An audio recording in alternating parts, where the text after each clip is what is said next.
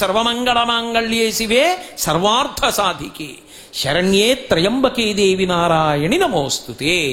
కాబట్టి నువ్వేమివోమ్మా, నువ్వు ఏమైనా ఇస్తావు. ఆ పరమశివుని యొక్క ఇల్లాలివి నువ్వు.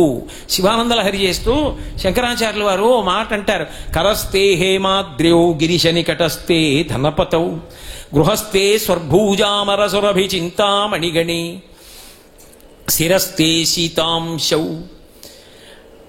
చింతామణి గృహే.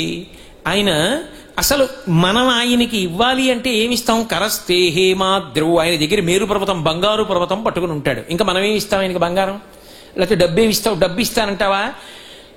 ఆయన పక్కన ఎప్పుడూ కూడా ధనపతవు, ఆ కుబేరుడు ఇలా చేతులు కట్టుకుని ఉంటాడు. ఎప్పుడైనా ఏమైనా అడుగుతాడేమో ఇచ్చానన్న ఖ్యాతి పొందుతామని. కానీ కరస్తే హేమాద్రౌ గిరిశ నికటస్తే ధనపతౌ గృహస్థే స్వర్భూజామరసురభి చింతామణిగణి. ఇల్లు చూస్తే చింతామణులతో కట్టింది, కామధేనువులు కల్పవృక్షములు కోట్లాది కోట్లుంటాయి. ఆయన భార్య పెద్ద చింతామణి, చింతామణి పాణిగ్రాహి. ఇది చాలదంటే శిరస్తే శీతాంశౌ చరణయుగళస్తే అఖిల శుభౌ. ఆయన చంద్రబింబాన్ని ధరిస్తాడు, చంద్రరేఖని. అంటే కాలమునకు నేను అతీతుణ్ణి అని చెప్పడానికి.